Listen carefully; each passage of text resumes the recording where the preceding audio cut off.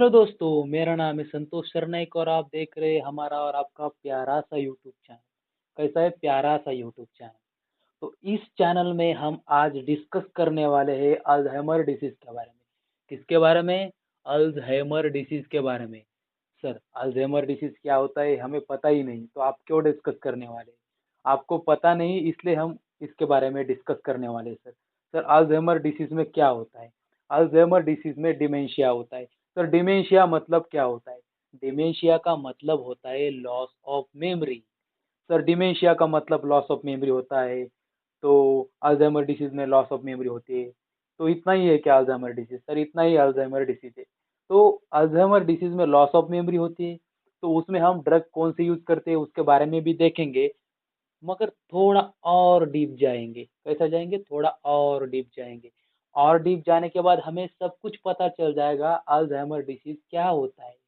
और हम इतना भी डीप में नहीं देखेंगे कि आपके भेजे से बाहर जाएगा, जैसे कि एरोप्लेन जाता है वैसे नहीं करेंगे हम। ऐसा करेंगे कि आपके माइंड में ऐसा फिट कराएंगे वो कि कोई माई का लाल भी आ गया ना, तो आपके माइंड से वो निकल नहीं पाएगा। तो आज हम अल्जाइमर डिसीज के बारे में डिस्कस करेंगे। तो जो हमारे ब्रेन में एसिटाइल कोलिन होता है, क्या होता है? एसिटाइल कोलिन होता है। तो उस एसिटाइल कोलिन का काम क्या होता है? Retaining and acquiring the memory. Memory को रिटेन करना।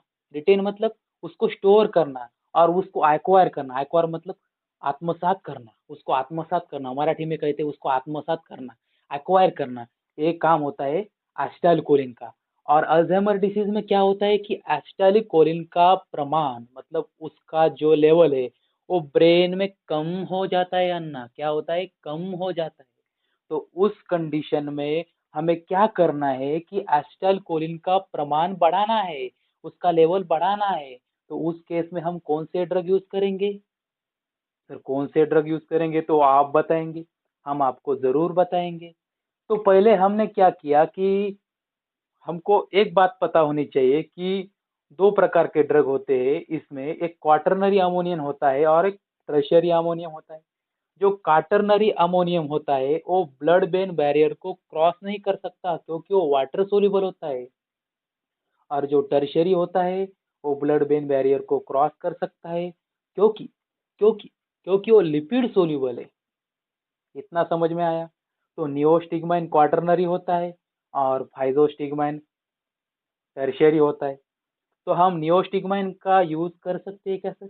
हाँ सर, बिल्कुल, क्यों नहीं। वो तो एसिड कूलिंग को बढ़ाता है, उसको हम कर सकते हैं। नहीं सर, क्योंकि वो ब्लड ब्रेन बैरियर क्रॉस नहीं कर सकता क्योंकि वो क्वाटरनरी अमोनियम है। और quaternary ammonium blood brain barrier को क्रॉस नहीं कर सकता। अगर वो ब्लड ब्रेन बैरियर को क्रॉस नहीं करेगा तो भेजे में कैसे जाएगा? अगर वो भेजे में नहीं जाएगा तो एसिटाइल कोलिन को कैसे बढ़ाएगा? इतना तो समझ में आया ना? तो हम ऐसे ड्रग यूज करेंगे जो लिपिड सोल्यूबल है, जो ब्लड ब्रेन बैरियर को क्रॉस करेंगे। क्वाटरनरी अमोनियम हम इस कंडीशन में यूज नहीं कर सकते। इतना समझ में आया? तो अन्ना, आपको इतना समझ में आया कि हमें ऐसे ड्रग यूज करने हैं जो कि हमारे ब्रेन में जाए। उसके लिए हमें लिपिड सोल्यूबल होना उसका क्या होगा? कंपलसरी होगा।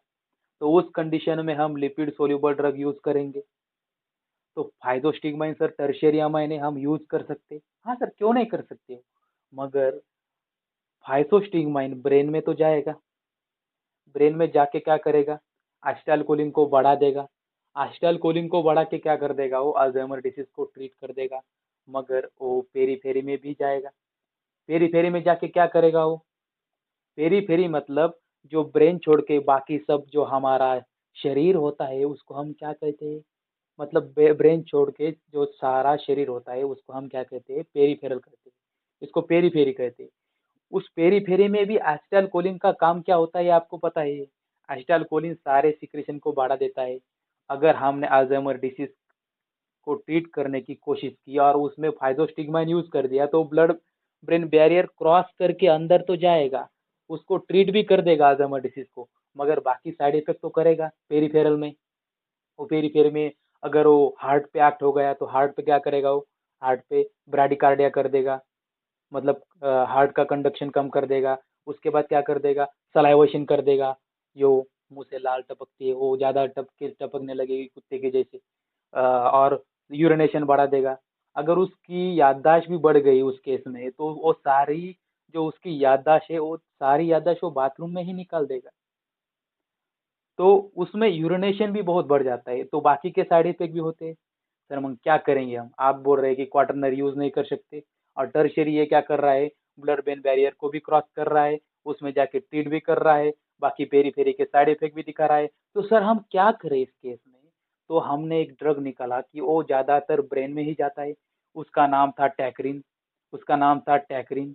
उसको हमने यूज़ किया, मगर सर आपने मगर कर दिया। ऐसा लगता है इससे कि कुछ तो गड़बड़ होने वाली है। हाँ, तो टैक्रिन का एक साइड इफेक्ट था, हेपेटोटॉक्सिसिटी, मतलब लिवर को वो टॉक्सिक कर देता था, मतलब लिवर की टॉक्सिसिटी कर देता था। इसलिए हम उसको यूज़ नहीं कर पाते थे। मतलब यूज़ कर दिए कर हमने कर दिया था यूज़ उसका, मगर वो हेपेटोटॉक्सिक था, मतलब लिवर की टॉक्सिसिटी करता था। लिवर हमारा मेन ऑर्गेनिज्म है, मेटाबॉलिज्म करता है, लार्जर ऑर्गन ऑफ मेटाबॉलिज्म। तो हमने क्या किया कि उस ड्रग का यूज़ करना बंद कर दिया, क्योंकि वो हेपेटोटॉक्सिक था। तो सर आप हम क्या करेंगे, कौन सा ड्रग यूज़ करेंगे? तो हमने ऐसे 3 ड्रग निकाले, डोनेप्जिल, रिवास्टिगमाइन, गैलाटामाइन। वो ब्लड ब्रेन बैरियर को सिर्फ क्रॉस करते हैं, बाकी पेरिफेरल साइड इफेक्ट नहीं दिखाते हैं, सिर्फ वो सेलेक्टिव ब्रेन में ही एक्ट होते हैं, ब्रेन में ही एसिटाइलकोलिन का कॉन्सेंट्रेशन बढ़ा देते हैं, लेवल बढ़ा देते हैं। उसके कारण क्या होता है, सिर्फ ब्रेन में ही एसिटाइलकोलिन का लेवल बढ़ जाता है, और हमारा अल्जाइमर डिसीज ट्रीट हो जाता है। तो क्विक रिवीजन करते हैं, अल्जाइमर डिसीज में एसिटाइलकोलिन का लेवल डिक्रीज हो जाता है, और उस केस में हम क्या करना चाहेंगे, एसिटाइलकोलिन का लेवल बढ़ाना चाहेंगे। उस केस में हमने न्यूमाइन का भी यूज करके देखा था, मगर क्या हुआ था, नियोस्टिगमाइन वाटर सोल्यूबल था, और वाटर सोल्यूबल होने के कारण वो ब्लड ब्रेन बैरियर को क्रॉस नहीं कर सकता था। इसलिए वो ब्रेन में एसिटाइलकोलिन का लेवल इंक्रीज नहीं कर सकता था। इसलिए हम उसका यूज नहीं कर पा रहे थे अल्जाइमर डिसीज में। तो हमने फाइजोस्टिगमाइन का यूज करके देखा, वो क्रॉस कर रहा था ब्लड ब्रेन बैरियर को, मगर पेरिफेरल साइड इफेक्ट दिखा रहा था, पेरिफेरल साइड इफेक्ट दिखा रहा था, सिक्रेशन बढ़ा रहा था, यूरिनेशन बढ़ा रहा था, सलाइवेशन बढ़ा रहा था, हाइपोटेंशन कर रहा था, ऐसे साइड इफेक्ट कर रहा था। इसलिए हमने फाइजोस्टिगमाइन का यूज भी करना बंद कर दिया था। उसके बाद हमने टैक्रिन का यूज करना स्टार्ट किया था। वो ब्लड ब्रेन बैरियर को ही क्रॉस करता था, पेरिफेरल साइड इफेक्ट नहीं दिखाता था, मगर वो हेपेटोटॉक्सिक था, इसलिए हमने उसको भी बंद कर दिया। उसके बाद अब रिवास्टिगमाइन, गैलाटामाइन और डोनेप्जिल, ये 3 ड्रग हम यूज करते हैं, और ये ड्रग ऑफ चॉइस है अल्जाइमर डिसीज में। जीपैट एग्जामिनेशन में एक क्वेश्चन पूछ सकते हैं, तो ये बात आपको ध्यान में रखनी चाहिए। Thank you for watching my video. Keep learning, stay safe and take care.